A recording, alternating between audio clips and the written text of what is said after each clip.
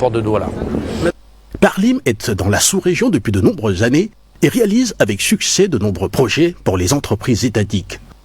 Parlim Cameroun a été créé en 2012 et contribue à apporter un service dans le parapétrolier au Cameroun pour les sociétés comme la SNH, la Sonara, la SCDP, la CSPH, que ce soit en termes de fourniture d'équipements et matériel pétrolier ou en termes de réalisation de prestations pétrolières.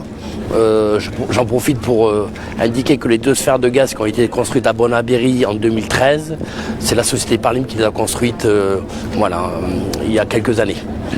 Cyrus Ngo se lance à l'inspection de l'installation en situation opérationnelle, guidé par Raphaël Abouem, un Camerounais de talent et de succès qui sillonne le continent pour le positionnement de la multinationale Negri dans ses fonctions de directeur commercial Afrique.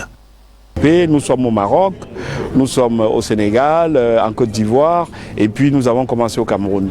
Nous sommes très heureux que le gouvernement et le port de Douala nous aient fait confiance à travers un appel d'offres qui nous a permis de gagner ce marché et faire ce travail qui nous a permis et qui permet aujourd'hui à tous les Camerounais de voir le savoir-faire technique que la société Negri peut apporter en plus au développement du Cameroun.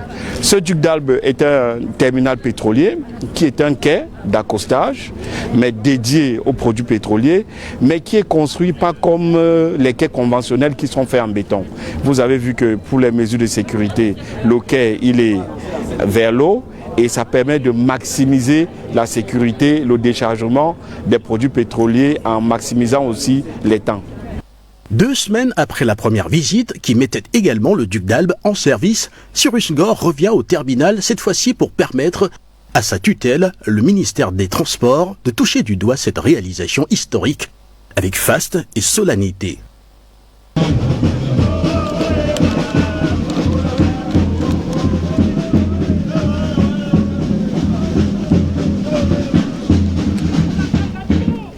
Jean-Ernest Gallet-Bibet sera accompagné à l'occasion de 2 autres ministres qui ont également contribué à la réalisation du projet.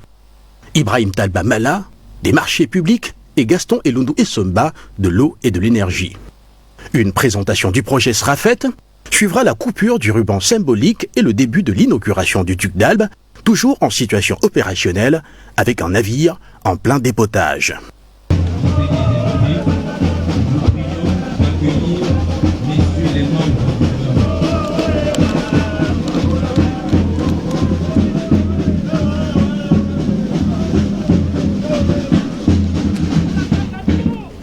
Au terme de la visite, Cyrus Ngo, muet depuis le départ dans un silence révélateur du grand enjeu stratégique que représentait la mise en place de cet appontement pétrolier, s'ouvre enfin avec le sentiment du devoir accompli.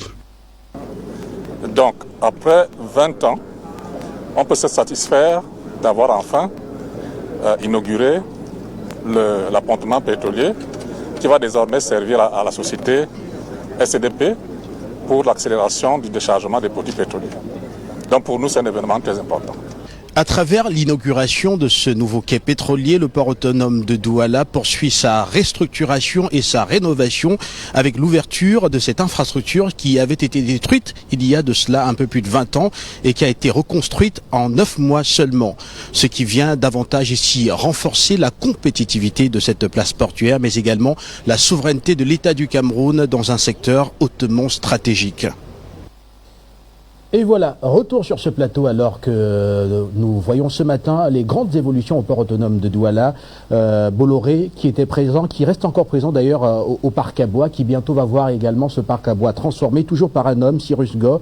Voilà, malgré les contradictions, les controverses même qui existent entre le groupe Bolloré et le port autonome de Douala. Tout ceci montre bien sûr un homme qui porte une vision qui est celle du chef d'État camerounais, son Excellence Paul Biya, qui a toujours voulu que le port autonome de Douala, et d'ailleurs qu'il a dit il y a 10 ans, qui veut que le port autonome de Douala soit une place de référence dans le golfe de Guinée. Nous avons la chance ce matin d'avoir Raphaël Abouem, qui est le directeur commercial Afrique de la société Negri, la multinationale qui a donc bâti ce nouveau terminal pétrolier tel qu'on peut le voir en ce moment. Alors, on vous a écouté faire des précisions autour de la façon, de vos valeurs, et de comment est-ce que vous êtes employé à doter au Cameroun d'une infrastructure qui soit à la pointe de l'innovation. Et on a vu qu'il y a également un Camerounais qui fait la présentation au directeur général du port autonome de Douala lors de la première visite. Est-ce qu'on va dire que vous êtes d'abord appuyé sur des compétences locales, sur une expertise qui soit camerounaise, même si elle est internationale?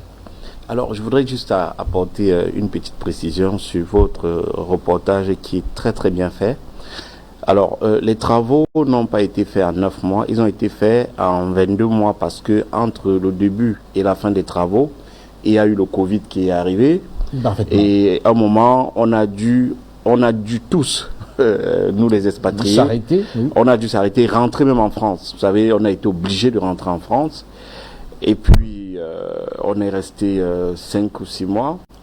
Et à un moment, le directeur général du port de Douala a pesé de tout son poids en passant par le ministère des Relations extérieures pour qu'on puisse nous délivrer des visas spéciaux pour qu'on puisse revenir au Cameroun, continuer les travaux. Donc, les travaux ont duré 22 mois au lieu de 9 mois. Voilà. Ça, c'est la petite pression que je voulais apporter. Alors, pour revenir sur le sujet, je crois que pour un constructeur d'infrastructures comme la société Negri, dont je suis directeur commercial Afrique, la plus grande fierté qu'on puisse avoir est celle de l'utilisateur de l'ouvrage. Après l'inauguration par le directeur général, je vais dire la mise en service, le 11, les navires, les tankers qui ont accosté, nous sommes allés recueillir un peu le sentiment de tous ceux qui travaillent à bord, que ce soit les capitaines, les matelots.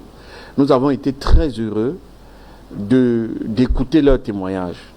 Ils étaient d'abord surpris et ils étaient, je veux dire, impressionnés de découvrir que le port de Douala a pu transformer ce qui était un rêve en une réalité.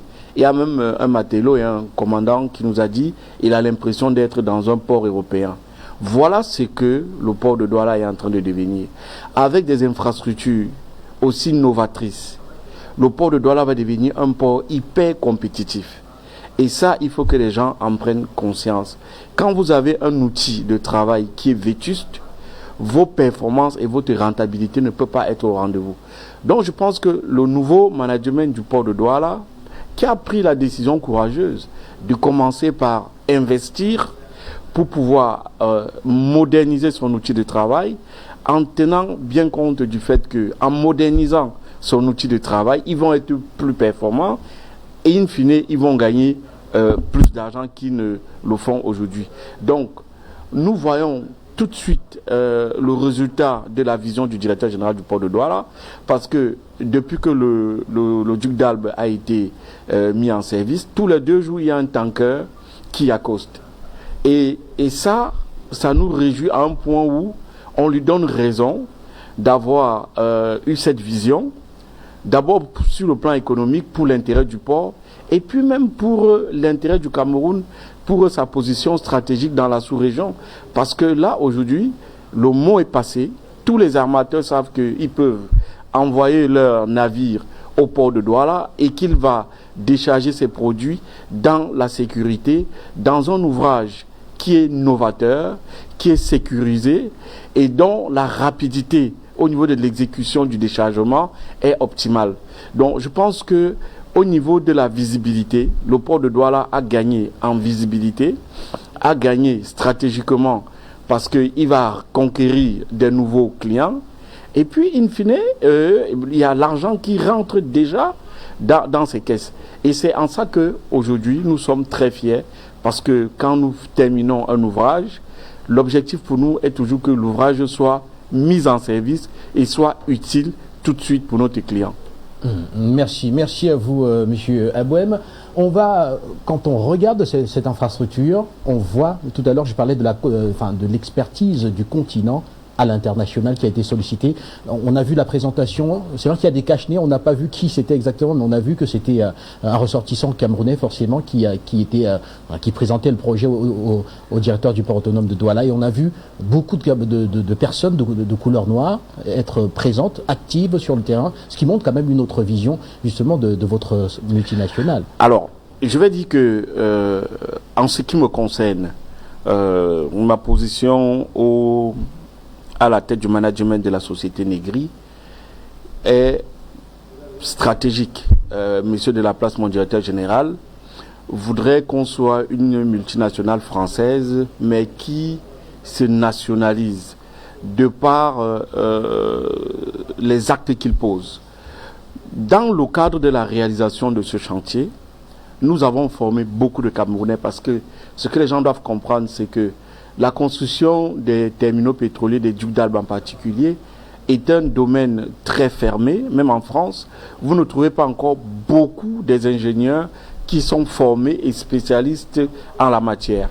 Donc nous avons, depuis 2013, entrepris de recruter dans tous les corps de métiers qui entrent dans la production et la construction de nos ouvrages, de former des jeunes Camerounais afin qu'ils soient rompus à la tâche. Donc nous avons une équipe qui est très homogène. Nous avons des ingénieurs camerounais, nous avons des ingénieurs français qui viennent pour l'encadrement, mais ils sont très surpris et satisfaits parce que les ingénieurs camerounais qu'on recrute sur place sont très très bien formés. Donc le travail se fait de façon optimale. Et nous avons une autre politique qui est de faire travailler des sociétés locales. Ça veut dire que tout ce que nous pouvons produire localement, nous le faisons localement, et je peux vous assurer que nous faisons le maximum d'efforts pour produire le maximum de tout ce qui rentre dans la composition de la fabrication et la production, la construction de notre ouvrage sur le plan local. Vous pouvez faire une enquête, vous êtes un média très sérieux, vous allez arriver au port de Douala, vous allez voir nos sous-traitants, nous en avons une dizaine, c'est des Camerounais. Vous voyez, donc nous sommes une société citoyenne. Le label que nous avons en France, la première mission qui m'a été assignée était de faire en sorte que la société Negri, au Cameroun et en Afrique, partout où nous travaillons, soit une société citoyenne comme elle est en France. Donc, vous pouvez être rassurés à ce niveau. Nous travaillons beaucoup avec les locaux et je pense qu'ils sont très heureux parce que ceux que nous avons recrutés, nous sommes avec eux depuis 2013. Ça se passe très bien et je pense que nous allons continuer notre politique de formation afin que, in fine, quand nous gagnons des marchés, que nous n'ayons plus besoin de faire venir des ingénieurs expatriés. Nous allons peut-être simplement garder les machinistes parce que vous savez, les travaux offshore se font avec des matériaux qui sont lourds, notamment des barges. Il faut avoir une réelle expertise et une vraie compétence pour manipuler des barges, les engins à bord des barges. Donc ça prend aussi beaucoup de temps pour former et je peux vous assurer que nous sommes en train de former en ce moment beaucoup de jeunes Camerounais qui commencent petit à petit à prendre la main dans la gestion de ces corps de métier. Merci à vous, Monsieur Abouem. On va rapidement aller retrouver le président Bandakani qui était également à l'inauguration de cet appontement pétrolier sur Duc d'Albe et qui nous a livré ses impressions. C'était quelques heures avant l'enregistrement de cette émission en direct. Voilà, nous allons le retrouver pour lui qui célèbre également cette haute performance du directeur général Cyrus Ngor depuis qu'il est arrivé au port autonome de Douala en 2016. Nous le retrouvons rapidement.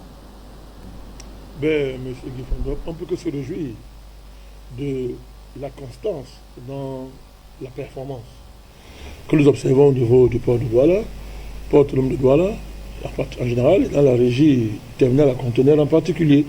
Il faut rappeler que c'est un grand défi de voir la gestion d'une structure aussi sensible être confiée à des nationaux. Il y a longtemps qu'on ne pariait pas sur la capacité des nationaux à dépasser, à assumer les standards de performance au niveau, n'est-ce pas, d'une structure de cette sensibilité. Et là, le défi est relevé, n'est-ce pas, le défi de la compétitivité, de l'attractivité, n'est-ce pas, du port de Douala. Dès le début, dès son accès, n'est-ce pas, à ces hautes fonctions, le DG, le top management du port, a décidé d'arrimer le port autonome de Douala au niveau des standards internationaux. Il y avait un terrible retard en matière d'infrastructure et de superstructure qui étaient vieillissantes, d'autres sont tombés en désuétude, d'autres étaient quasiment inopérationnels. Le directeur, le top management a pris ça en main. Vous vous souvenez, dès le départ, il y a le dragage, n'est-ce pas, du port, des eaux, qui engloutissait, n'est-ce pas, les recettes, n'est-ce pas, du port autonome de Douala, ont été nationalisées par la création d'une régie à dragage qui permet au port, n'est-ce pas, de faire des projections en matière d'économie de près de 10 milliards chaque année sur 5 ans. Ce qui permet au port d'avoir là une bouffée d'oxygène en termes de capacité à investir, mon cher Guy Fondon. Et vous avez vu dernièrement, c'était les équipements nautiques, n'est-ce pas, que le port avait acquis, d'une valeur qui a nécessité près de 5 milliards en termes d'investissement sur fonds autonomes, sur fond du port autonome. Ça fait encore 2 mois, n'est-ce pas, que nous avons assisté, n'est-ce pas, à l'inauguration, n'est-ce pas, de l'appontement, n'est-ce pas, pétrolier du port autonome de Douala. C'est-à-dire que ce petit pont qui permet, n'est-ce pas, l'accostage des navires pétroliers. Mais un petit pont, certes, mais d'une très grande importance. Rappelez que avec ce pont, cet appontement, on peut donc dépoter, c'est-à-dire sortir des hydrocarbures d'un navire, non pas à quai comme ça se faisait de façon précaire pendant ces 20 dernières années, mais directement sur mer, ou alors offshore, pour être tout à fait précis, ce qui évite par exemple le risque d'incendie. On aurait pu se retrouver avec un drame comme celui qui a été vécu au Liban, si jamais pendant le dépotage il y avait eu par exemple une explosion. C'est tout le port autonome de Douala qui se serait retrouvé calciné, alors que quand l'infrastructure est offshore, comme on peut le voir en ce moment, cela fait que même en cas d'explosion, on n'atteint pas le quai portuaire en lui-même, et donc le port est préservé, et ça permet aux sapeurs-pompiers de pouvoir intervenir avec beaucoup plus d'efficacité. C'est vrai qu'à la suite d'un accident de navire, n'est-ce pas, que cet appontement-là s'est effondré. Depuis 20 ans, on n'avait pas ça. Et il y avait des risques sécuritaires extraordinaires, avec son corollaire, n'est-ce pas, de rupture des approvisionnements. Même les stocks stratégiques de l'État n'étaient plus en sécurité. Vous vous imaginez? Donc, en rétablissant, en restaurant, n'est-ce pas, au niveau des standards, le dernier cri, n'est-ce pas, cet appontement, ce problème est résolu, pas seulement pour le Cameroun, même pour les pays de la sous-région. La RCA, le Tchad aujourd'hui, des gros navires, les tankers pétroliers peuvent accoster sans problème. Les risques sont pratiquement minimisés, n'est-ce pas? Et il faut le souligner, en respectant les standards internationaux les plus élevés en la matière. Un investissement de près de 10 milliards de francs, n'est-ce pas? Toujours sur fond interne, n'est-ce pas, de port autonome de Douala. C'est-à-dire qu'en moins d'un an, vous avez des niveaux d'investissement qui sont élevés à plus de 300 milliards de francs. Vous voyez, c'est-à-dire en moins d'un an. C'est-à-dire que le port autonome de Douala a mobilisé, n'est-ce pas, des ressources en matière d'investissement qui vont à plus de 300 milliards de francs. Mais c'est une performance qu'ils font donc. C'est une performance là où, n'est-ce pas, pendant près de 15 ans, on n'a pas vu des niveaux, n'est-ce pas, un tel niveau d'engagement. D'abord, en termes de les défis de la modernisation, vous avez vu la création de la régie, n'est-ce pas, à dragage. En un temps record, c'est l'une des révolutions les plus extraordinaires qu'il y a eu, n'est-ce pas, dans la gestion du port autonome de Douala, la création de la régie. Qui permet à l'État de faire des économies extraordinaires. Voilà, extraordinaires. Et au port autonome de Douala, là où on dépensait près de 17 milliards chaque année pour draguer le port, on va se retrouver pratiquement à 6 milliards de dépenses. Ce qui permet, comme je le dis, la libération d'une marge de près de 10 milliards potentiellement chaque année, sur 5 ans. Ce sont les prévisions. Sans compter que la régie, n'est-ce pas, à dragage, a désormais une vocation commerciale. C'est-à-dire que ces prestations, ce n'est pas seulement pour le port, mais c'est pour les pays de la sous-région. Vous voyez les perspectives de gain qui sont dégagées. Justement, les résidus de ce dragage sont aujourd'hui transformés et commercialisés. D'ailleurs, un accord a été trouvé entre le port autonome de Douala et une entité privée pour la commercialisation justement de ces sédiments-là qui sont transformés, notamment vendus comme matériaux de remblage et également comme matériaux de construction. Président Vandakani, hier nous avons été frappés, entre autres, par le déploiement assez important de membres du gouvernement. 3 ministres au total sont venus inaugurer cette infrastructure.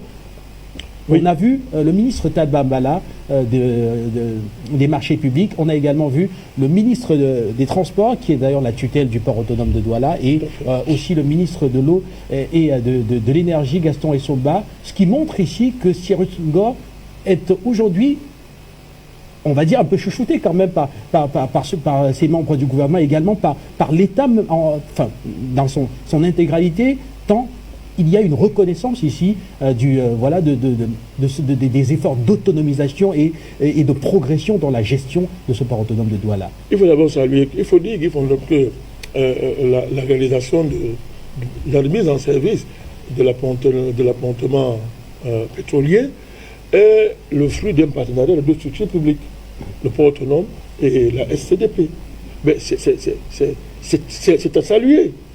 C'est à saluer parce que ça peut servir d'exemple. C'est une dynamique nouvelle qui doit servir, qui doit inspirer d'autres dynamiques, n'est-ce pas, à la matière, c'est-à-dire dans le pays. Vous voyez, deux structures publiques ont pensé, n'est-ce pas, ils ont mis leurs ressources ensemble et nous avons, n'est-ce pas, ce joyeux qui va dégager, qui permet au pays, n'est-ce pas, de sécuriser son approvisionnement pétrolier.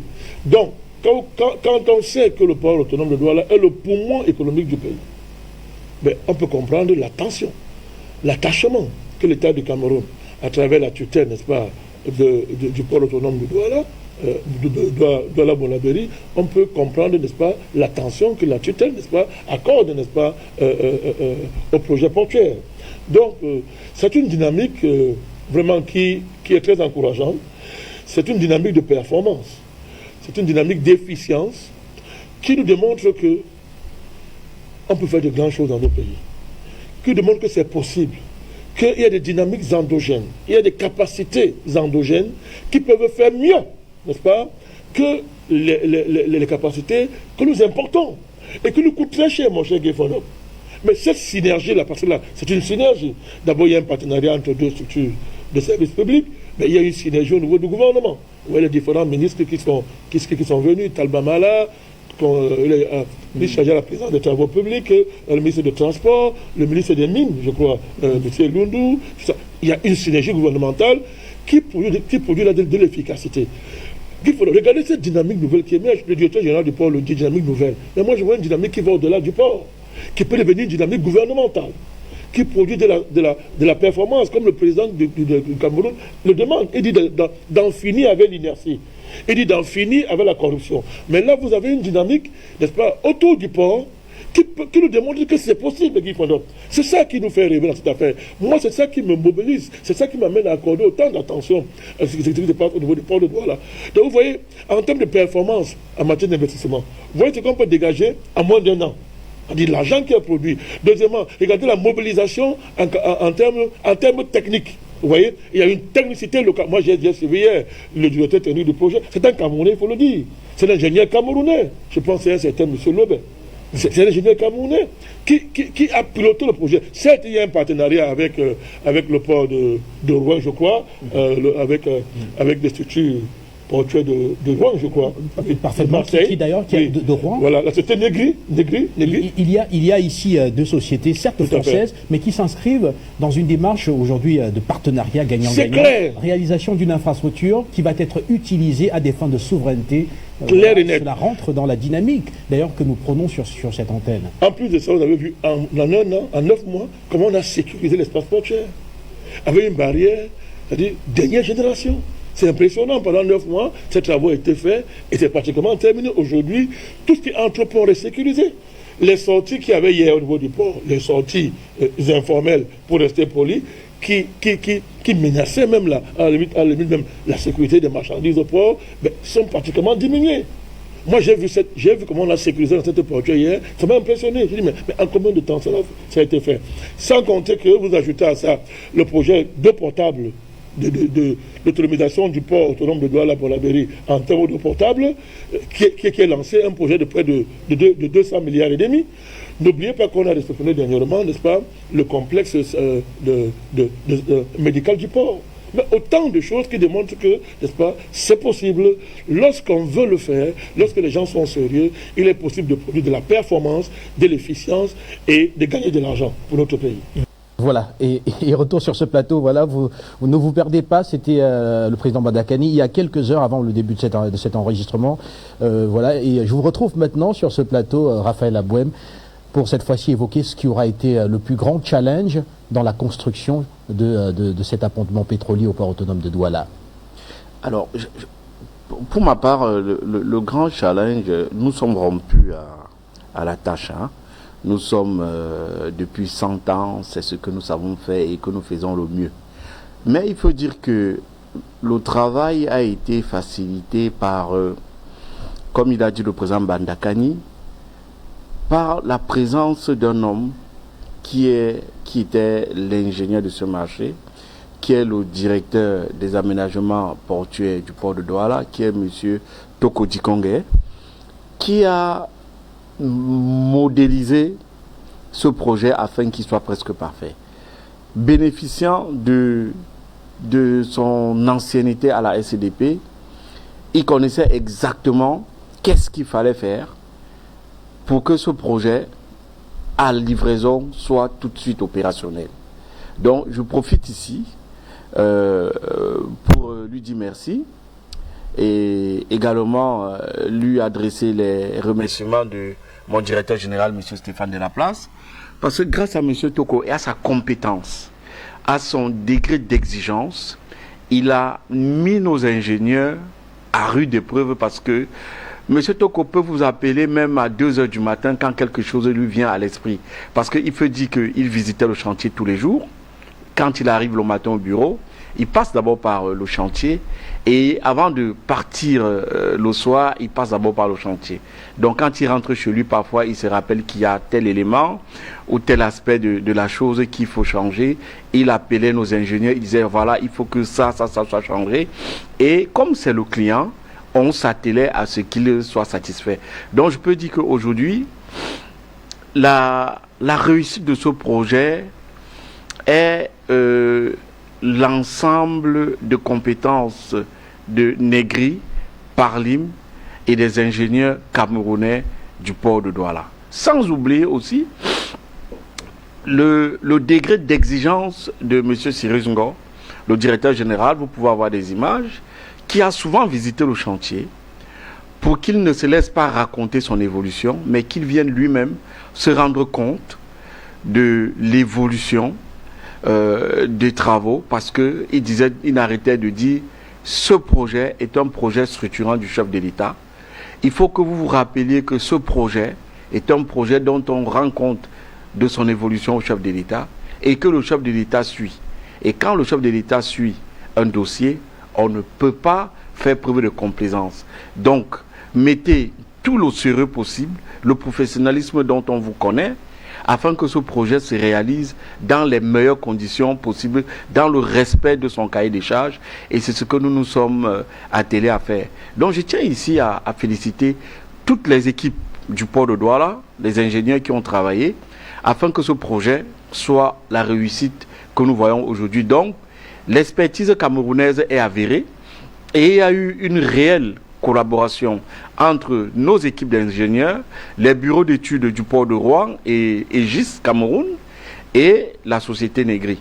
Donc, comme disait le président Bandakani, on ne vient pas avec un esprit de conquérant, non. On vient avec un esprit de partage et d'échange. Parce que aujourd'hui, les ingénieurs camerounais sont très bien formés, ils comprennent ce qu'ils font, ils comprennent ce que nous avons envie de faire. Mais je pense qu'aujourd'hui, la seule chose qui leur manque, c'est la pratique. Et nous faisons l'effort de les associer techniquement à tout ce que nous faisons.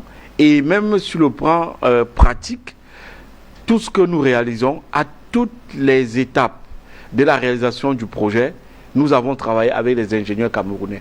Donc je pense que les témoignages que nous avons reçus d'eux, c'était de dire nous vous remercions parce que nous avons aujourd'hui appris à comprendre comment on peut concevoir un duc d'Albe, comment faire la mise en place du chantier et comment le réaliser.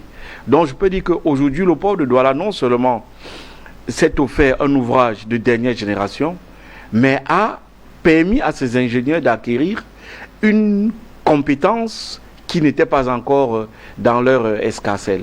Nous sommes fiers d'avoir transmis et nous sommes heureux de pouvoir continuer notre partenariat avec le port de Douala parce que, comme vous le savez, nous sommes en train de reprendre la reconstruction du quai du parc à bois. sous financement Port de Douala. Donc notre partenariat continue et nous espérons qu'il va durer encore longtemps. Merci à vous Raphaël Abouem, et pour être tout à fait complet sur cette actualité et permettre à ceux qui viennent de nous retrouver de se mettre à la page, je vous propose de repartir, suivre Cyrus Ngo qui a veillé au grain pendant ces 22 mois pour que cet appontement pétrolier puisse être inauguré tel qu'on l'a vu il y a de cela à peu près 48 heures maintenant. C'est un appontement pétrolier, on vous l'a dit tout à l'heure, qui permet de sécuriser le port, réduire les risques d'incendie et autres explosions qui auraient pu embraser toute la ville de Douala. On l'a vu avec le port de Beyrouth, et Cyrus Ngo était là chaque jour pour contrôler ce chantier jusqu'à son inauguration. Suivez plutôt. Au terme de la visite, Cyrus Ngo, muet depuis le départ dans un silence révélateur du grand enjeu stratégique que représentait la mise en place de cet appontement pétrolier, s'ouvre enfin avec le sentiment du devoir accompli. Donc, après 20 ans, on peut se satisfaire d'avoir enfin inauguré l'appontement pétrolier qui va désormais servir à la société SCDP pour l'accélération du déchargement des produits pétroliers. Attendre un homme, Cyrus Ngo, pour voir cette projection hautement stratégique de Paul Biya prendre corps. Depuis son arrivée au port le 24 août 2016, le directeur général ne recule devant rien pour accomplir cette destinée qui passe par l'émergence de la souveraineté camerounaise sur l'ensemble du chénal du Vouri.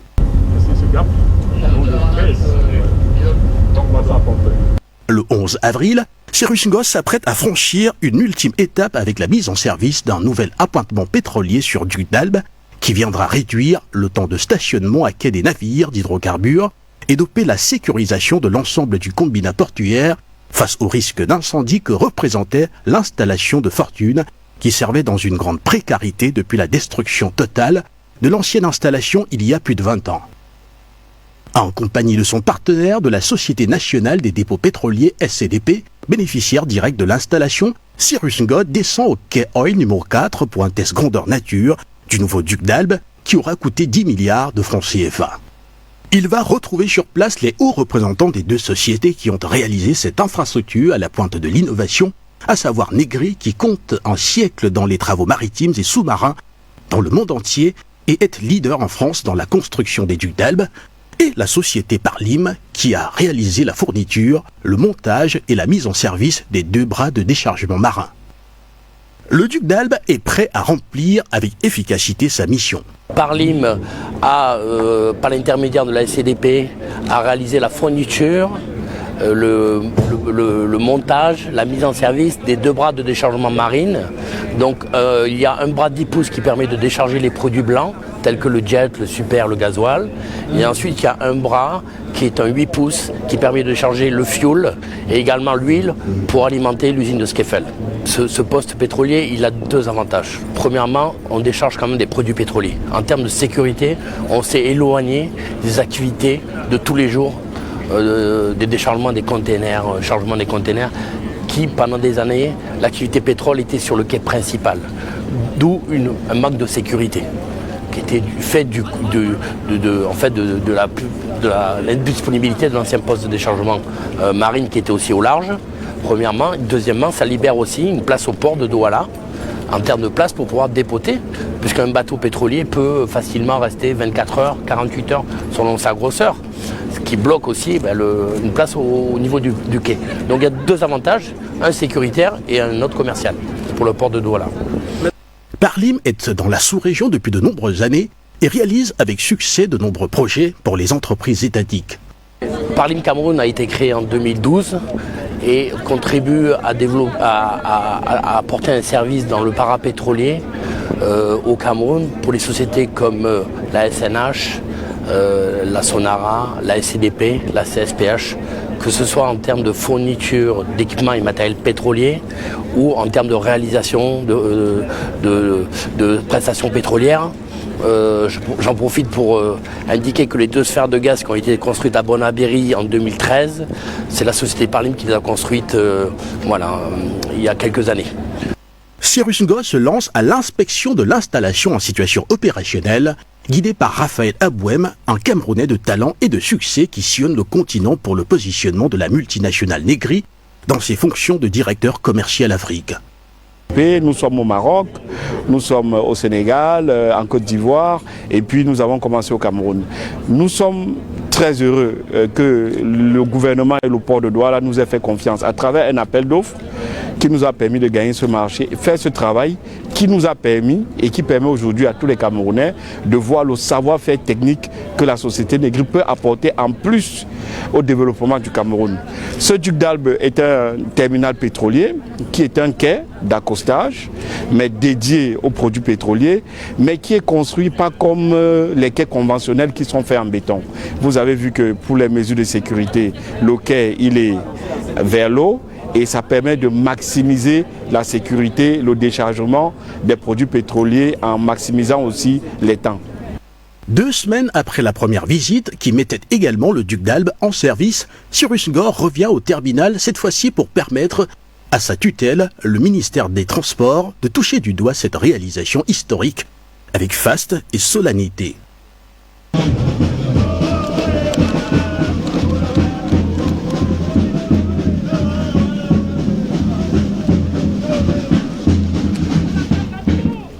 Jean-Ernest Gallet-Bibet sera accompagné à l'occasion de 2 autres ministres qui ont également contribué à la réalisation du projet. Ibrahim Talba Mala, des marchés publics, et Gaston Elundou Essomba, de l'eau et de l'énergie. Une présentation du projet sera faite, suivra la coupure du ruban symbolique et le début de l'inauguration du duc d'Albe, toujours en situation opérationnelle, avec un navire en plein dépotage.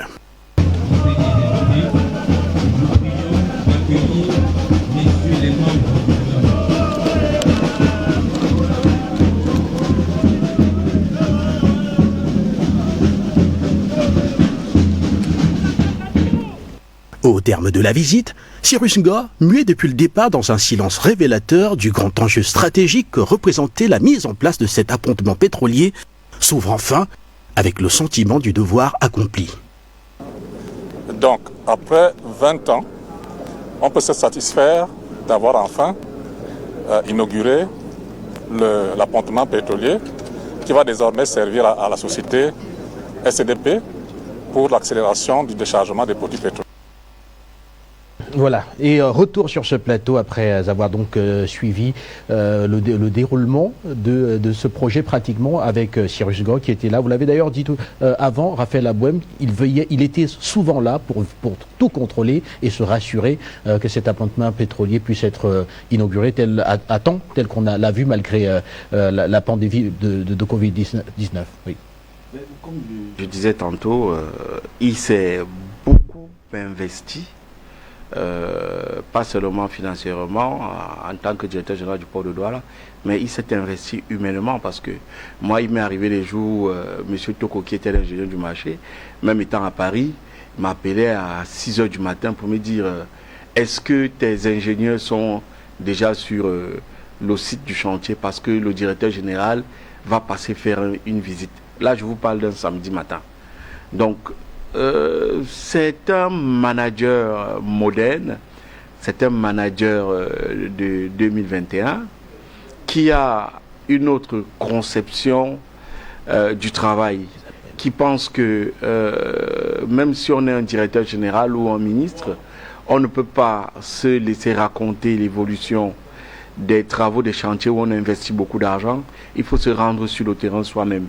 Je peux vous montrer des photos, des dizaines de photos à des dates différentes où M. Cyrus Ngor a débarqué au chantier pour venir se rendre compte de l'évolution des travaux, si les consignes et les mesures de sécurité dans le chantier en lui-même étaient respectées.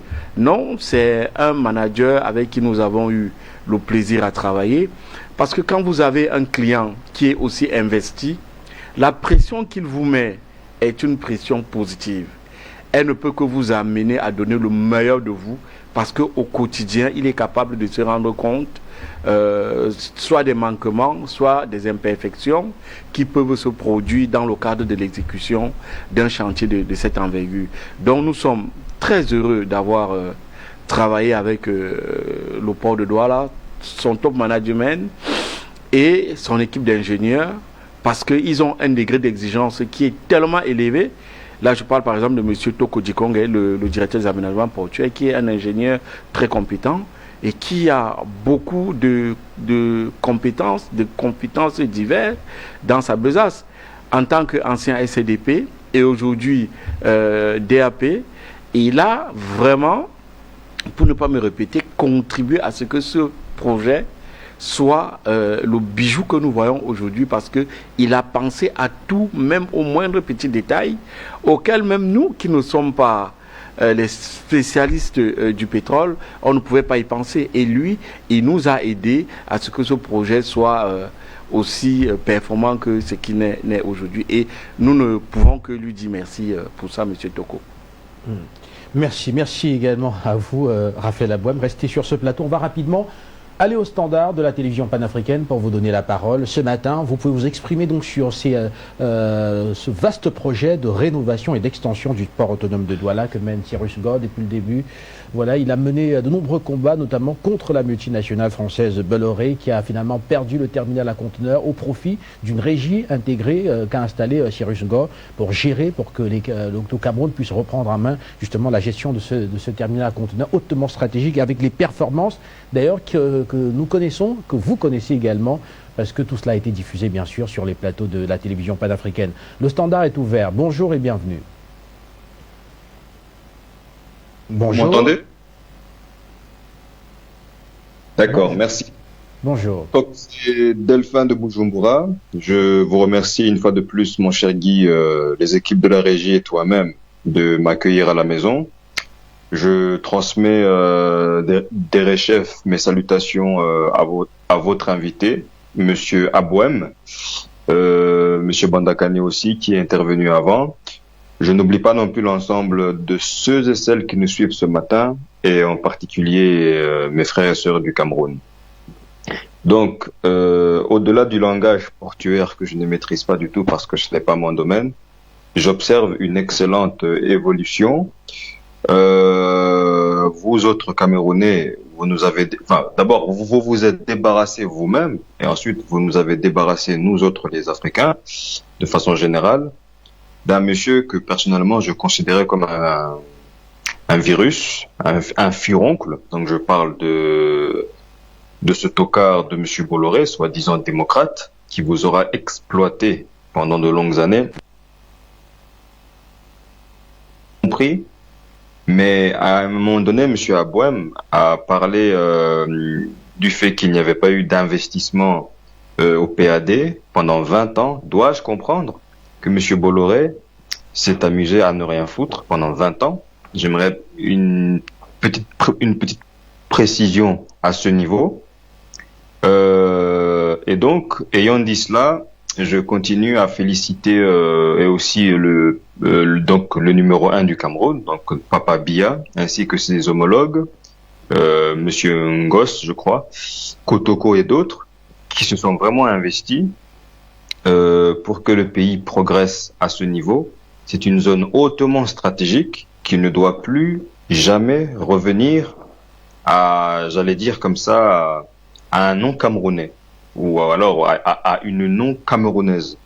À travers Monsieur Abouem, je me reconnais un peu, même s'il est mon aîné, il représente effectivement ce type d'Africain qui, même si nous sommes amenés à voyager à l'étranger, je ne sais pas pendant combien de temps Monsieur Abouem a été à l'étranger, mais moi personnellement, j'ai été en Europe, dans plusieurs pays d'Europe pendant une vingtaine d'années, mais comme j'ai déjà eu à le démontrer, ceci n'empêche pas que nous aimions notre continent, parfois même plus que certains nègres de maison qui sont prêts à accueillir tout et n'importe quoi, jusqu'à verser le sang de nos frères et sœurs. Ceci ne doit plus être inadmissible, ou plutôt, justement, ceci doit être désormais inadmissible.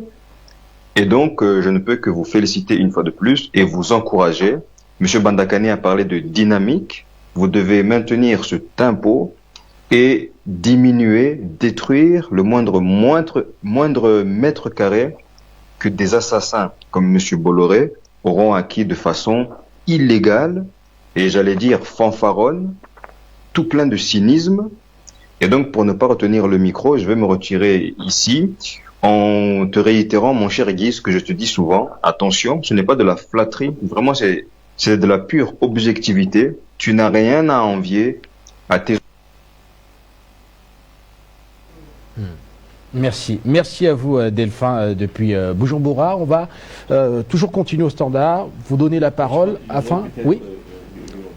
Oui, allez-y. Alors, je vais préciser que je suis d'origine camerounaise.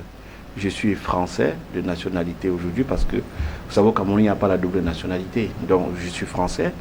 Mais je suis de ceux qui pensent qu'on doit défendre les intérêts des deux pays, son pays de naissance et son pays d'adoption, dans le cadre d'un partenariat gagnant-gagnant. C'est ce qui devrait se faire. Et je pense que c'est ce pourquoi nous devons militer. Quand nous venons travailler en Afrique, je parle là de la multinationale Jean Négri, dont je suis directeur commercial, nous ne venons pas avec un esprit de colonisateur ou de donneur de leçons ou d'une entreprise qui sait tout faire. Non, nous venons vraiment dans un esprit de partage. Nous avons besoin de nous développer, de vendre notre savoir-faire et notre connaissance. Et en face de nous, nous avons besoin d'avoir un partenaire, un client qui n'est pas seulement un client, mais qui est un partenaire, avec qui on entretient des relations de respect mutuel et de gains équitables. Nous vous faisons une infrastructure de qualité où vous avez la qualité et le prix qui sont vraiment une variante égale, et en réalité nous finissons dans une relation où tout le monde est gagnant. Mon directeur général a souvent l'habitude de dire l'argent du client n'est pas une denrée intarissable.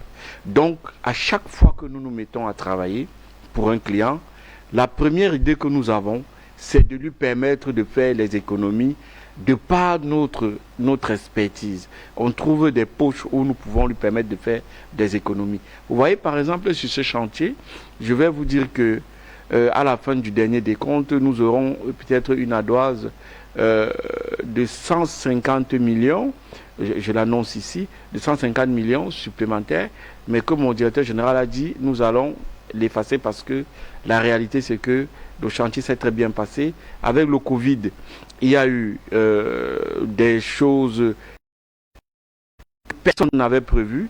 Personne n'avait prévu qu'il devait avoir cette pandémie. Ça a entraîné un certain nombre de désagréments pour tout le monde. Nous n'allons pas répercuter ça à notre client parce que d'une certaine manière, notre client a été aussi frappé que nous l'avions été. Donc c'est ce genre de collaboration qu'il doit avoir entre les multinationales et les opérateurs locaux qui les accueillent, parce qu'il faut quand même dire que pour nous qui venons travailler en Afrique, c'est les Africains qui nous accueillent. Et on ne peut pas venir avec un certain orgueil, un certain esprit, un complexe de supériorité. Je pense que cette époque est révolue. Il faut le dire, moi ça fait 22 ans que je vis en France.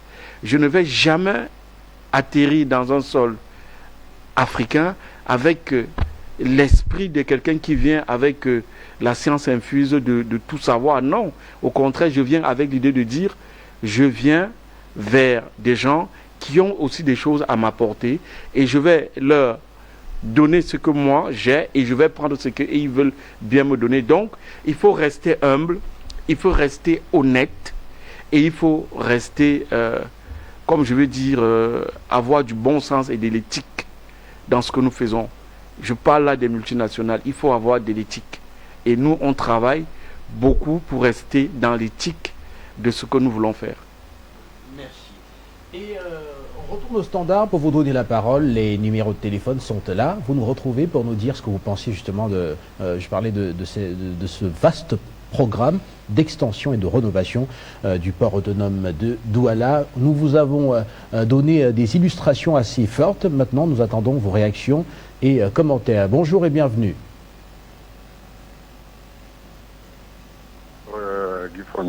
Bonjour, mon brillant petit frère Bandakani. Bonjour à l'Afrique, bonjour aux techniciens qui nous permettent de nous exprimer là sur Afrique Média. Je trouve le travail fantastique et je ne peux qu'encourager M. Siringo à continuer dans ce sens.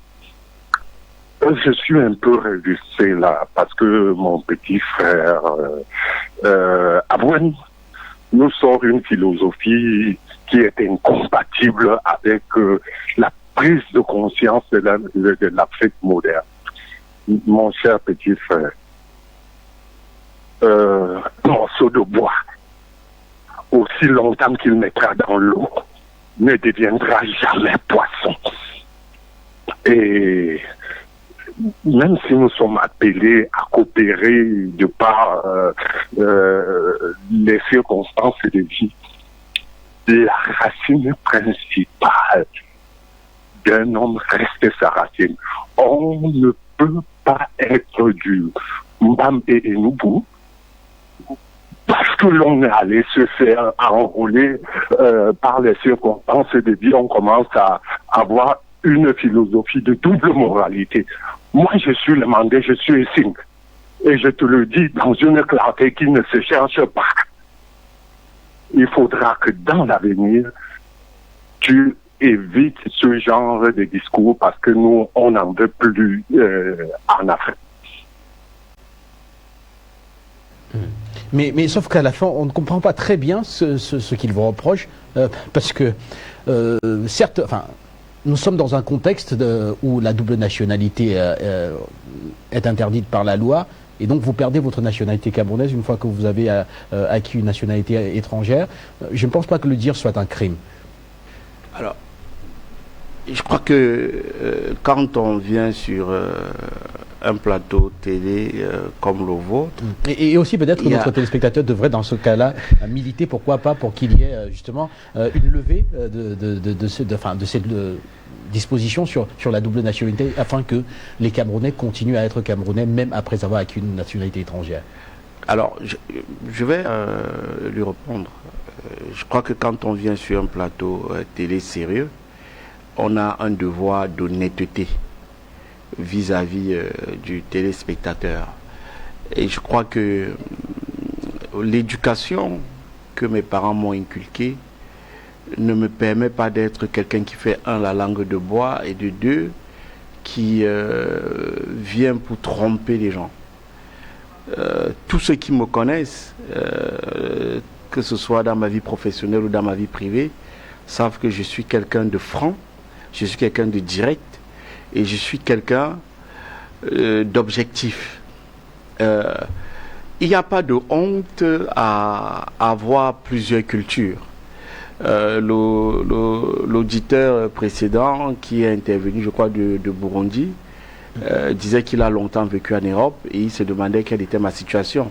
C'est de là j'ai répondu à une question. Mais le fait d'avoir une autre nationalité aujourd'hui n'enlève rien au fait que je suis originaire du Mbam, dans le Cameroun. Et je pense que tout ce que je fais pour l'épanouissement de la jeunesse au Cameroun, il y a d'autres personnes qui sont mieux placées pour parler de ces actions-là. Même dans le cadre de l'entreprise de mes fonctions de directeur commercial, Afrique de la société Négri, je pense que il n'y a pas beaucoup de multinationales au Cameroun qui s'investissent sur le plan social. On va aborder, comme la société Négri le fait. Il était prévu qu'on puisse aborder. Voilà, il était prévu. Donc, je pense que dans ce cas aussi, le téléspectateur, mon très cher aîné, il me fait un mauvais procès parce que je pense qu'en réalité il ne me connaît pas, il me découvre. Mais s'il me connaissait, il aurait un autre discours parce que le respect que beaucoup de personnes ont pour moi au Cameroun, c'est parce qu'ils se rendent compte que je suis resté le jeune homme qui a joué au handball, qui a été au lycée ici, qui a eu ses camarades, je suis resté humble. Donc je pense que chacun est libre, la parole est libre. Heureusement encore, les gens peuvent dire ce qu'ils veulent, ce qu'ils pensent. J'ai compris ce qu'il a dit, mais au fond, je pense qu'il n'a pas grand-chose à me reprocher parce que moi, je fais preuve d'une honnêteté intellectuelle Et je ne fais pas preuve de la langue de bois parce que je dis les choses telles qu'elles doivent être dites. Et puis, on ne peut pas empêcher les gens de penser ce qu'ils veulent. C'est aussi ça, le Cameroun, notre pays, et la liberté d'opinion, la liberté d'expression, qui sont d'ailleurs constitutionnellement garanties. Et chez Afrique Média, nous respectons justement cela. C'est pour cela que nous vous donnons la parole sans filtre, pour que vous puissiez vous exprimer, mais en respectant aussi, bien sûr, notre police d'antenne et en respectant nos invités. On va poursuivre avec un autre appelant. Bonjour et bienvenue. Vous nous retrouvez, vous vous exprimez, nous vous écoutons. Bonjour et bienvenue. Bonjour à tous. Bonjour Guy Fondop, bonjour M. Bandakani, puis bonjour votre invité M. Ebouem ou M. Bouem. J'espère que je n'ai pas écorché votre nom. Vous dites il faut toujours faire du partenariat gagnant-gagnant avec la France, mais ce partenariat n'a jamais existé. Et je pense qu'il y a un moment donné dans la vie, c'est juste quelque chose qui est humain. Quand vous faites quelque chose avec une personne depuis une décennie, depuis 2 décennies, depuis 3 décennies, depuis 4 décennies, et que vous voyez que cette personne vous dupe, cette personne vous le fait à l'envers, qu'est-ce que vous faites? Vous arrêtez de collaborer. Donc pour moi, il n'y a pas lieu de collaborer avec la France. Parce que si la France pouvait nous aider, nous, Africains, je pense que ça se saurait depuis l'époque de Fête-Boignet. Ça se saurait depuis l'époque des années 80. Ça se saurait depuis l'époque des années 70. Donc il y a un moment donné, il faut juste utiliser un raisonnement mathématique. Les maths sont partout dans la vie, même dans la nature. On ne peut pas faire des choses qui ne marchent pas et continuer à le faire. On le voit systématiquement. La France, son seul objectif, c'est ruiner l'Afrique, voler l'Afrique, et on le voit à travers même le Tchad, déstabiliser l'Afrique. Donc moi, je ne suis pas du tout d'accord de ce que vous dites et je le... Le point de vue est également pris en compte. On va dans quelques instants marquer le premier arrêt dans l'émission. Ce sera bien sûr Sport Premium qui se prépare et dire que quand on parle des rapports aujourd'hui entre l'Afrique et la France, entre les multinationales françaises et le continent africain, la France a une expertise internationale dans de nombreux secteurs qu'elle exporte à l'étranger. Et aujourd'hui, on pense que ce que vous dites rentre dans le nouveau paradigme qui est promu, même si cela n'est pas respecté, qui est promu aujourd'hui par tout un courant entier en France qui pense que la France doit redéfinir son engagement en Afrique, permettre qu'il y ait une coopération qui aille dans le sens d'un transfert de technologie, gagnant-gagnant, création de richesses communes partagées. Alors, je vais apporter une petite précision. Vous savez, moi je n'ai pas vocation à parler de politique. Vous avez une ligne éditoriale que je respecte. Je suis venu pour parler de l'ouvrage que nous avons construit au port de Douala. Et je pense que on pourrait rester un peu dans ce canevas-là. Mais je vais quand même répondre. Il faut que les gens comprennent une chose. La France, comme le Cameroun, est un grand pays. Et la France est un pays qui est composé de beaucoup d'entités. Je veux dire, vous avez des sociétés privées et vous avez des sociétés publiques. Les sociétés publiques appartiennent à l'État et les sociétés privées appartiennent soit aux grandes familles, soit aux individus. Et je vais dire, X n'est pas Y. Il faut que les gens arrêtent de tout ramener quand on parle de la France, que les gens ramènent, ou alors que les gens se disent Bolloré, c'est la France. Non, à un moment donné, il y a des multinationales françaises qui travaillent en bonne intelligence en Afrique et qui ne font pas parler d'elles. Il faut que les téléspectateurs arrivent quand même à faire cette différence. Au Cameroun, vous avez des sociétés qui se distinguent, vous avez des managers qui se distinguent. Alors, on ne va pas dire que tous les managers camerounais sont médiocres, parce qu'il y en a qui sont bons. Et vous avez un exemple. On ne va non plus dire que tous les managers camerounais sont bons, comme Madame Véronique Montpéa de la SCDP, comme Monsieur Cyrus Ngor du port autonome de Douala, comme Monsieur Mokoulou de la CNPS, hein, comme Monsieur Simo de la Sonara. Il y en a aussi qui échouent. Donc il faut que les gens se mettent quand même à l'esprit que en France, il n'y a pas que Bolloré. Et Bolloré, ce n'est pas la France. Bon sang, il faut que les gens comprennent ça quand même. Vous avez des sociétés françaises qui font du très bon boulot, qui travaillent dans le respect du pays qui les accueille. Ceux-là, au moins, vous devez leur faire un clin d'œil. Ne ramenez pas tout à Bolloré. Bolloré, ce n'est pas la France. Ça, quand même, il faut que les gens se mettent ça quand même en tête. Au port de Douala, vous avez combien de multinationales qui travaillent avec le port et où ça se passe bien? Vous avez Parlim, avec qui nous avons co-construit, co-réalisé cet ouvrage.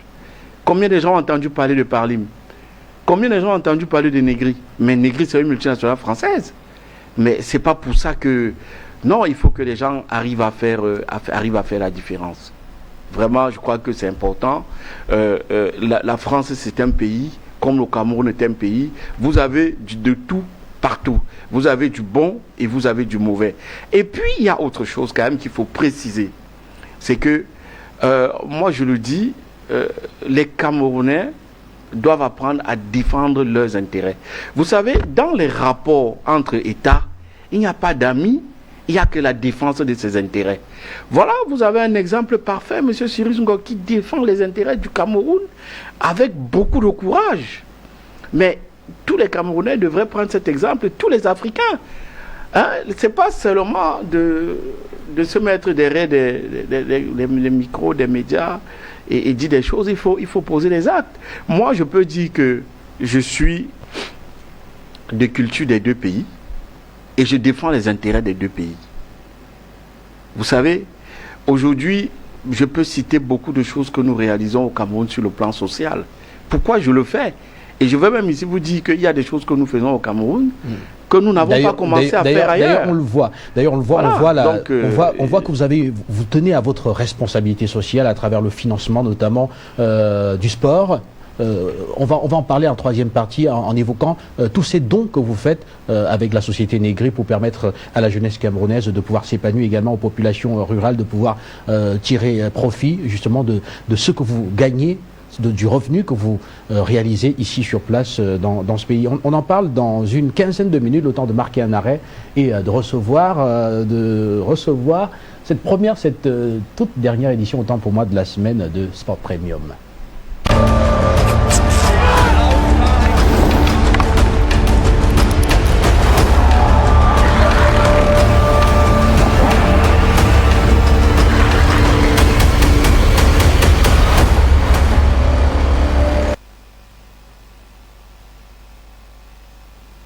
Guy Fondop, bonjour à toutes et à tous et bienvenue dans cette dernière édition de la semaine de Premium Sport. On démarre avec la Confédération africaine de football qui, dans quelques heures seulement, va procéder au tirage au sort des coupes africaines, que ce soit en Ligue des Champions comme en Coupe de la CAF. Le tirage au sort a lieu donc ce vendredi à partir de 13h. Du côté du Caire, le siège de la Confédération africaine de football, jeudi dernier, elle a dévoilé le format des différents chapeaux et la procédure du tirage au sort.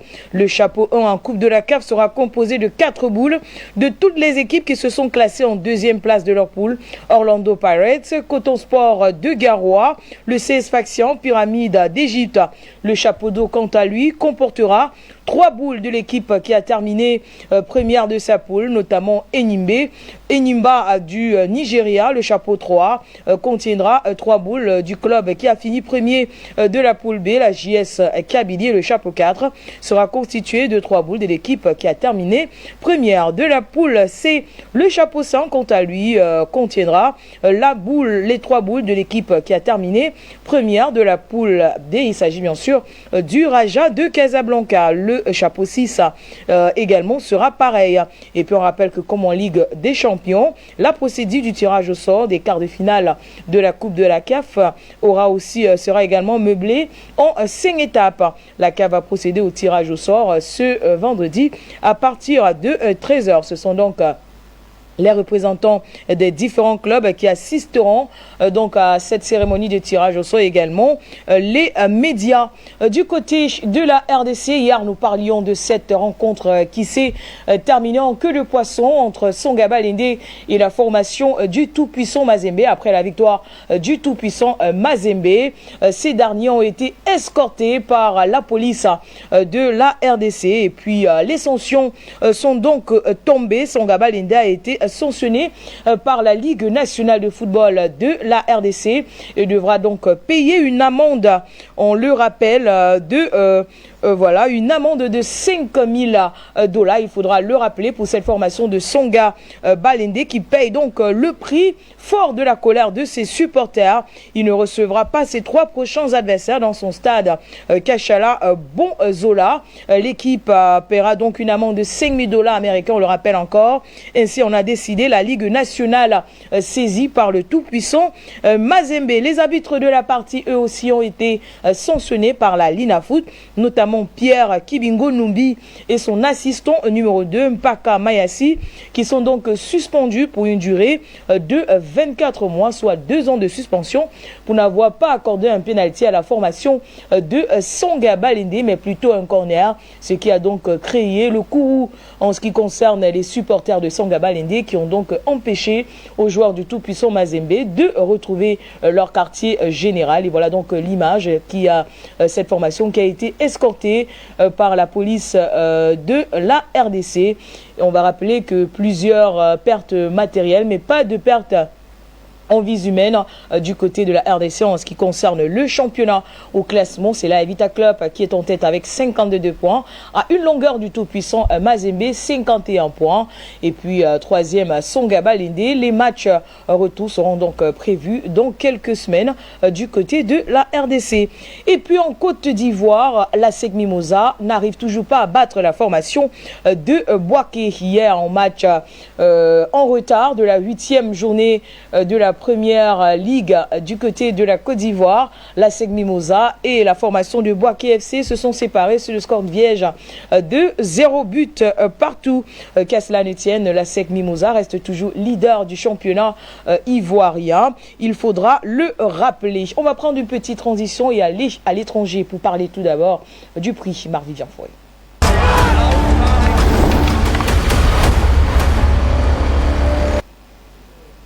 Ce jeudi, la shortlist a donc été dévoilée du côté de la France en ce qui concerne les meilleurs joueurs africains évoluant à l'Hexagone. Ils étaient 11 au départ, on le rappelle.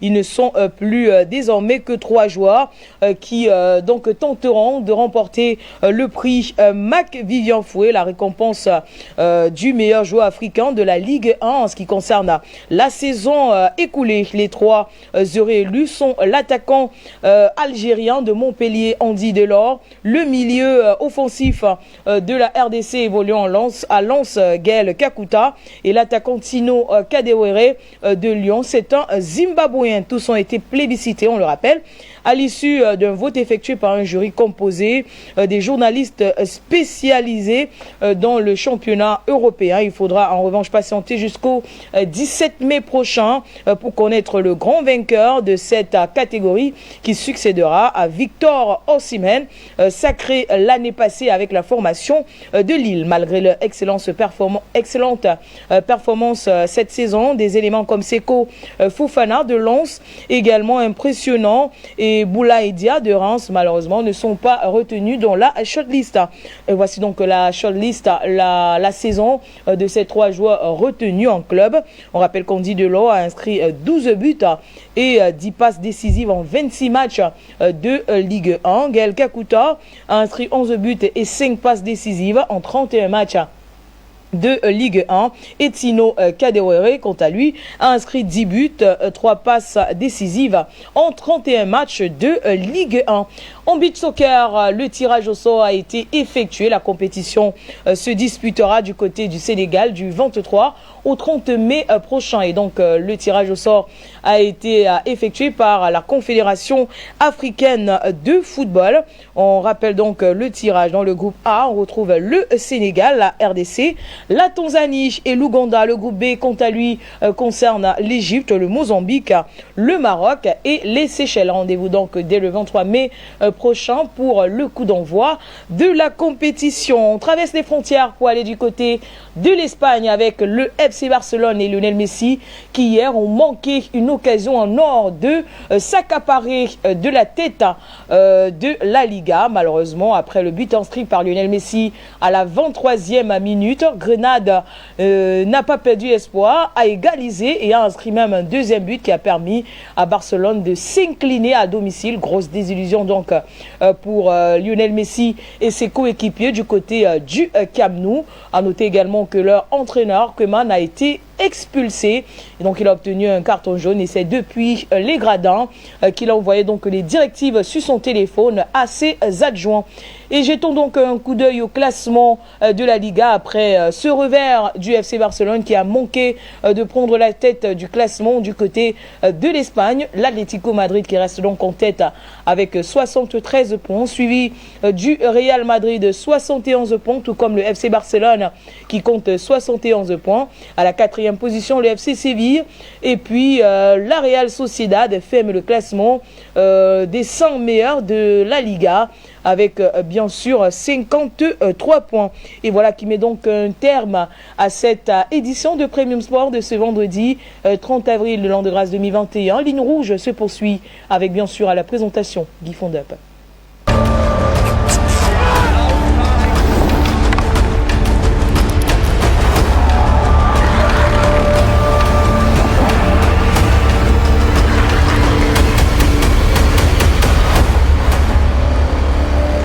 Et voilà, merci à vous Christelle Wanji pour cette livraison de Premium Sport. Nous revenons sur ce plateau, toujours avec notre invité Raphaël Abouem, directeur commercial Afrique de la société Nigri, où on voit effectivement un engagement social assez fort, notamment des contributions dans le sport, des accompagnements de la jeunesse sportive camerounaise pour permettre qu'il y ait un rôle positif de votre action au Cameroun auprès de différents groupes, notamment ceux qui sont engagés dans la haute performance.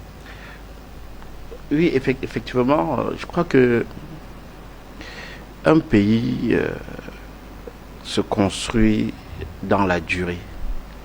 Un pays se construit pas seulement sur le plan économique, pas seulement sur le plan infrastructurel, pas seulement sur le plan politique, mais un pays se construit aussi sur le plan social. Et quand on parle d'un pays qui se construit, on parle de la jeunesse parce que la jeunesse c'est le futur, c'est le futur.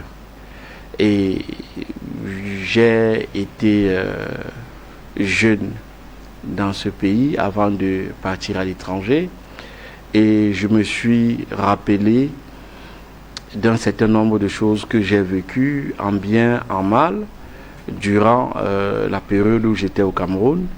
Et aujourd'hui, la position que j'occupe, j'essaye d'apporter ma pierre à l'édifice, à la construction de ce pays à travers des actions sociales qui permettent à la jeunesse dans le domaine sportif culturel et éducatif de s'épanouir.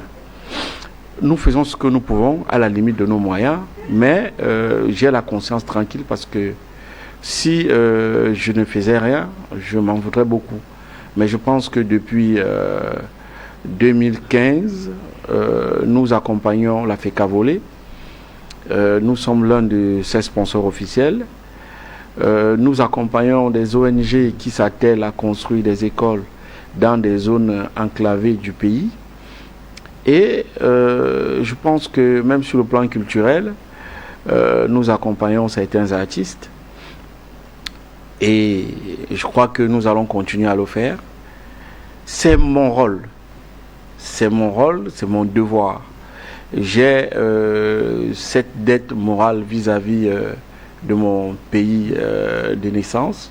Et surtout que vous avez été volleyeur et vous avez pu apprécier justement ce que pouvait être l'engagement d'une société auprès pour le développement de ce sport. Oui, effectivement, quand j'étais jeune, très jeune ici, quand je vais dire adolescent, parce que je suis parti du Cameroun assez tôt, j'ai joué à Simen Kaman Bal de Douala. Donc j'ai pu apprécier l'importance de la contribution d'une multinationale à l'épanouissement de la jeunesse. J'ai bénéficié de ça. Et c'est pour ça que quand j'ai été recruté en France par la société Negri, les premières conditions que j'avais posées, c'est nous travaillons en Afrique, il faut que la société contribue à l'épanouissement de la jeunesse. Et cette requête a été acceptée par mon directeur général et nous le faisons très bien. Nous avons commencé par le Cameroun. Hein. Nous sommes très contents du partenariat que nous avons avec l'Africa Volley, le partenariat que nous avons avec certaines ONG avec qui nous travaillons, parce que nous voyons les réalisations sur le terrain, nous voyons les écoles qui sortent de terre avec la petite aide que nous leur apportons. Nous voyons les performances de l'Africa Volley aujourd'hui, qui est 2 fois champion d'Afrique en dames, qui a fait 2 Coupes du Monde, qui a fait 2 championnats du monde, messieurs et dames. Donc, je pense que de ce côté, monsieur Serge Abouem, qui est président de la Fédération camerounaise de volleyball, est très satisfait du partenariat que nous avons. Et pour la petite histoire, il y a à peine quelques jours, il nous a sollicité parce qu'ils veulent développer le beach volleyball. Nous avons répondu tout de suite à leurs attentes en leur permettant d'avoir 40 camions de sable qui permettraient la construction de ces stades de beach volleyball où les jeunes Camerounais pourront commencer à pratiquer le beach volleyball comme on voit dans des plages de Rio de Janeiro et de Copacabana au Brésil. Donc, il ne faut pas... Je pense que nous devons être des hommes d'action. La critique, c'est bien.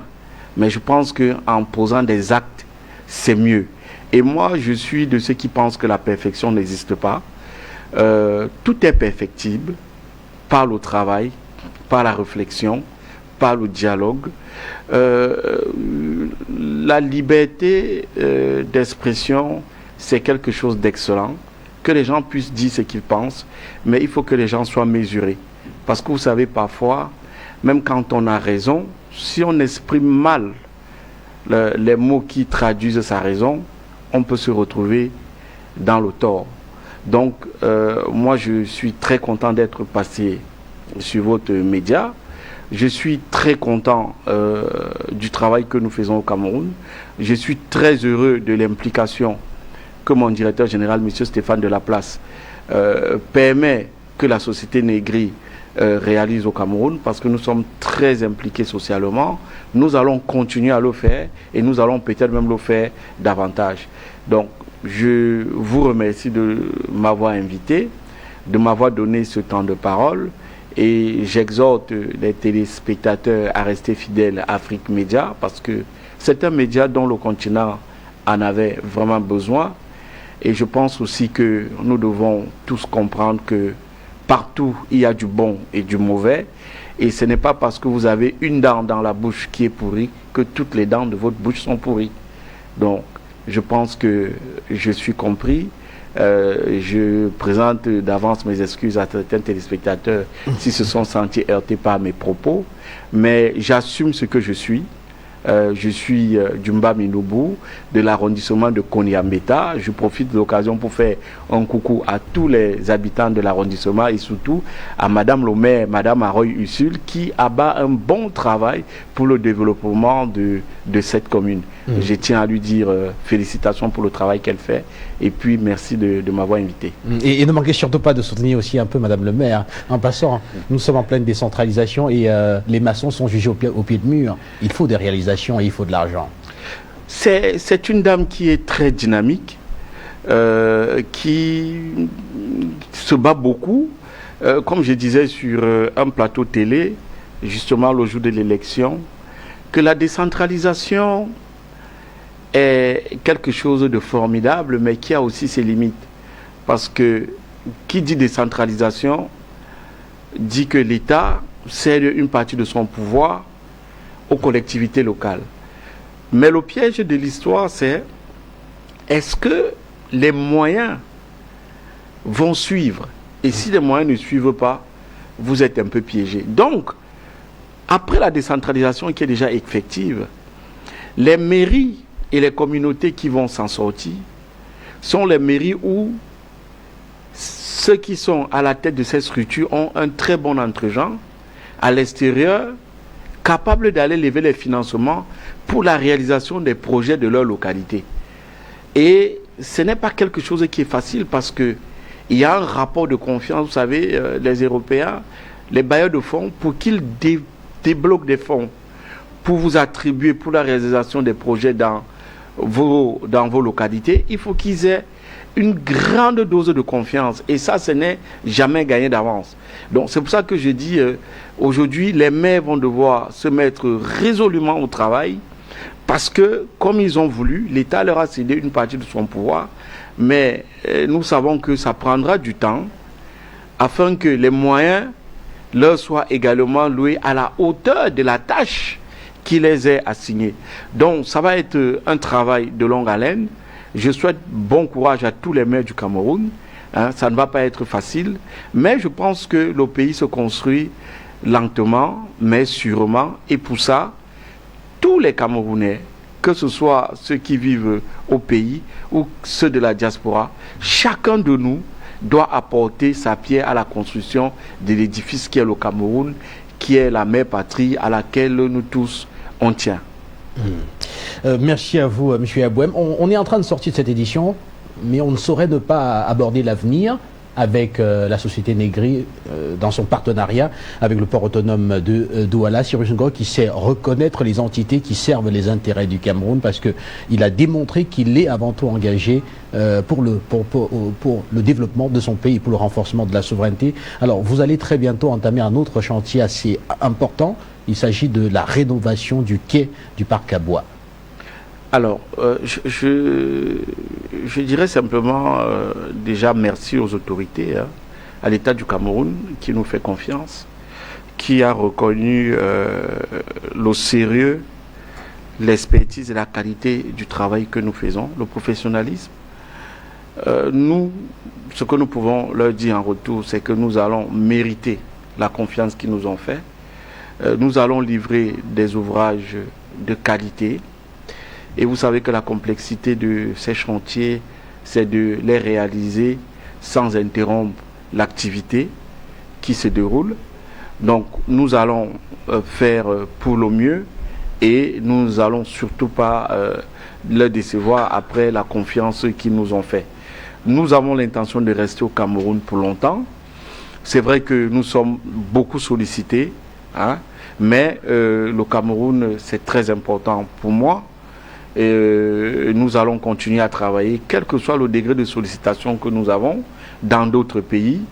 Nous allons garder notre base au Cameroun et nous allons répondre à toutes les attentes que l'État du Cameroun a vis-à-vis de nous. Parce que pour ceux qui ne le comprennent pas, nous avons une réelle expertise, nous avons un savoir-faire à transmettre. Je pense que les ingénieurs camerounais qui travaillent autour avec nos équipes d'ingénieurs, eux seuls peuvent venir témoigner du bien que notre présence leur apporte parce qu'ils se forment sans avoir besoin d'aller à l'étranger. Et je crois que cet aspect des choses, les gens ne doivent pas le perdre de vue. Parce que pour s'émanciper, il faut aussi se former d'abord. Vous savez, Paris n'a pas été construit en un jour. Et les Français sont allés aux États-Unis pour aller apprendre ce qu'ils ne savaient pas faire. Donc il n'y a pas de honte à apprendre. Et je pense que sur ce point, les Camerounais sont des gens très brillants, des gens qui apprennent vite. Et je pense que d'ici quelques années, les entreprises comme la nôtre n'auront plus besoin d'être au Cameroun parce que les ingénieurs camerounais, dans le secteur des travaux maritimes et sous-marins, je pense que les ingénieurs camerounais seront déjà capables de tout faire. Mais je pense qu'il y a un petit bout de chemin et nous sommes résolument engagés à les accompagner sur ce petit chemin qu'ils ont encore à faire pour maîtriser tout ce qui est réalisation des travaux maritimes et puis même dans l'acquisition du matériel qui est assez lourd parce qu'il faut le dire, pour réaliser un terminal pétrolier comme celui-là, il faut avoir un matériel très lourd, ce qu'on appelle des barges, avec des matériaux, des pelles excavatives dessus qui sont des engins très lourds. Il faut du temps pour apprendre cette technique, cette façon de travailler, mais je pense qu'ils y arriveront. Donc, soyons un peu patients. Le Cameroun est en train de s'émanciper. Je veux même dire que le Cameroun s'émancipe beaucoup plus rapidement que d'autres pays parce que quand on voit à quel point les Camerounais sont indépendants, sur tous les domaines, on doit être fier. Il faut être fier parce que je peux vous dire, moi qui ai la chance de travailler dans d'autres pays, je voyage beaucoup, je peux vous dire que le Cameroun a une longueur d'avance en ce qui concerne l'émancipation sur d'autres pays, même si les gens ne le disaient pas, le Cameroun est en avance dans la prise de son indépendance totale. Merci à vous, M. Abouem. Voilà, nous allons vous quitter une dizaine de minutes pour recevoir Rita Moto qui est déjà sur ce plateau. Elle va nous apporter les journaux tels que nous les avons sur les différentes plateformes digitales et également dans les kiosques du continent, mais en langue anglaise. Good morning, Rita. Good morning, Guy Fondop. Good morning to our panelists in the studio and to the trusted televiewers of Africa Media. On Limerick this morning, press review opens up with the government, with the Guardian Post of Cameroon. The Southwest Regional Assembly strikes government as the Regional Council fails to effectively take off. The Regional Council says Yaoundé is still not ready to devolve powers and resources to the regions, as it equally laments over provocative installation of French language software in office computers. It on the front page of the Guardian Post equally says the CPDM dog bites master, as a prominent Central Committee member claims 6 of 10 regions at war with Biya regime. Continuing out of Cameroon is with the Star newspaper of Kenya as it talks Harish Patel, cremation a higher calling. He is not paid for the work, but the satisfaction of fulfilling his vocation keeps him going. The Star newspaper had to make this caption on on Harish Patel on pages 4 to 5 as it invites you to grab a copy of today's edition to have more insight. Continuing is with the Daily Times of Malawi. The Daily Times of Malawi captions that the court is halting death penalty. The Supreme Court of Appeal has declared that death sentence as a punishment for any crime in Malawi is unconstitutional. A panel of 9 judges led by Chief Justice Andrew Nyirenda made the determination in a judgment delivered Wednesday. Out of Malawi is with the Daily News paper of Zimbabwe. On the front page of Daily News Zimbabwe this morning, it captions, Zim is running round in circles as Gumbo says he's blaming the political intransigence for this. Over to the Ghanaian Times of Ghana. On the clampdown of crime in Kaosoa, 340 suspects are said to be in police custody with regards to the crime in Kasoa. Pages 3 of the Guardian Times newspaper today has more insight. Over to Nigeria with the Nigerian Tribune. In response to autumn, Buhari accuses leaders of setting regions and religions against one another. The head of state says the lives of fellow citizens should not be desecrated by deploying them in political diatribe, which unfortunately appear to be the intent of the string of emotional attacks and blame and laid at the doors of the president for those killings by Governor Autumn. Grab the Nigerian Tribune edition of this Friday on page 29 to get more insight on that information.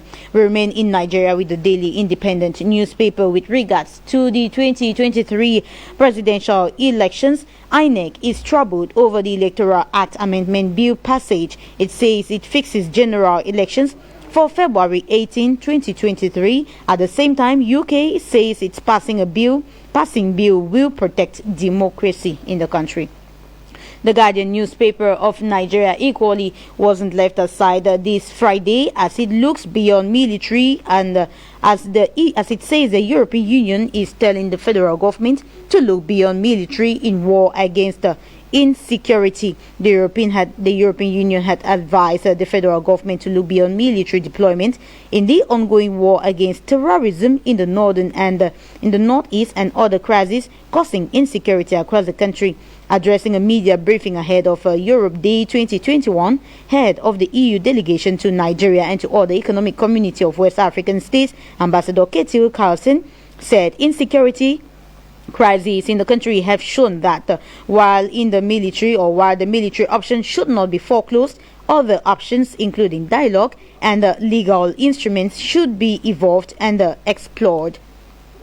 out of the continent is with the West Australian newspaper. A must-read COVID reports, as the West Australian says this morning that it's not a big mask. The Premier is calling for patience as some virus limits to remain but 45,000 for Derby. The Jerusalem Post of Israel equally today is looking at the Abbas, as it says Israel said no to PA elections in Jerusalem, and it rather says that the people want a vote in our eternal capital and not in Abu Dis. The Daily Telegraph of the United States comes up this morning and talks of distancing, and it says distancing is not needed at big events, says the PM. And the USA Today newspaper, USA Today, talks on special coverage, as it says Biden is setting his course. Meanwhile, it is questioning, is a presidency so far defined by crises? Has President Joe Biden, kept to his promises? The USA Today newspaper gives this question, and it invites you to grab a copy. Getting out is with the Guardian newspaper of London, which captions that Johnson challenged over refusal to launch inquiry over pandemic. Boris Johnson, the Prime Minister of the UK, refused to trigger a public inquiry into Britain's handling of COVID. Is facing a fresh challenge as some of the country's leading experts in government and healthcare demand the launch of an immediate investigation. Our newspaper equally of London looks at the Prime Minister and questions will the Prime Minister will give evidence to Electoral Watchdog. Commission launches investigation into Downing Street flat renovation, declaring it is satisfied there are reasonable grounds to suspend an offence that has occurred. Ending up today's edition of Press Review on Lynn Rouge this morning, the last of the week, is with the Independent newspaper. Independent newspaper equally captions PM appoints toothless advisor as ethics chief, and says the watchdog will need backing from number 10 to launch inquiries. Thanks televiewers for listening to Press Review, the last edition of this Friday. Lynn Rouge is with you, Guy Fondo. Merci beaucoup Rita Moto, et nous revenons sur le plateau de la Ligne Rouge pour sortir de cette édition. Notre invité matinal était Raphaël Abouem, directeur commercial Afrique de la société Negri. Vous venez de réaliser le terminal pétrolier du port autonome de Douala. Ça c'est pour dire en français simple, parce que quand on dit à chaque fois appontement pétrolier sur Duc d'Albe, certains se demandent ce que c'est. Il s'agit simplement de cette infrastructure qui permet aujourd'hui au port autonome de Douala de pouvoir décharger du carburant ou alors des hydrocarbures sans risque d'incendie et avec une très grande rapidité. Et puis il faut dire simplement que le port de Douala est rentré dans la modernité.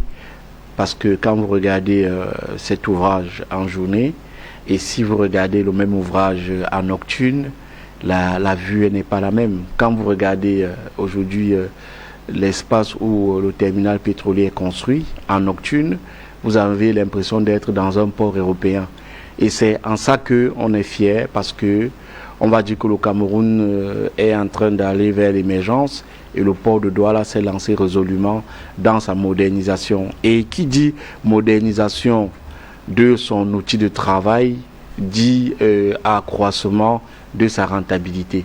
Donc on ne peut que se satisfaire, et on est fier d'avoir été le partenaire du port de Douala et de l'État du Cameroun pour la réalisation de cette infrastructure, et nous avons le sentiment d'avoir contribué d'une certaine manière à son développement et puis à sa richesse, parce que il faut dire que depuis son inauguration, il y a un tanker qui accoste tous les 2 jours et demi, et ça prouve vraiment que la nécessité de reconstruire cette infrastructure était déjà pressante, et nous sommes fiers d'être la société qui l'a réalisée, et nous remercions le directeur général du port de Douala, l'État du Cameroun, le directeur général de la SCDP, Madame Mompea, de nous avoir fait confiance, et nous restons à leur disposition pour apporter notre expertise le temps qu'ils auront besoin de nous.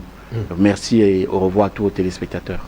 Et voilà, nous vous remercions également d'être passé ce matin, et nous vous disons simplement merci, tout en souhaitant vous retrouver plus tard, après pourquoi pas d'autres réalisations, toujours au port autonome de Douala. Rappelez que celle d'ailleurs qui vient d'être bouclée. C'est un téléspectateur qui a tenu à faire la précision, vient ici sauver également, préserver la souveraineté de l'État du Cameroun, parce qu'en ce moment, le pays n'ayant plus de raffinerie, la Sonara ayant connu un incident grave, le pays donc n'ayant plus de raffinerie, aujourd'hui le Cameroun dépend des produits blancs importés et le dépotage rapide ici permet de ne pas avoir des pénuries dans les stations-service. Merci. Merci à vous.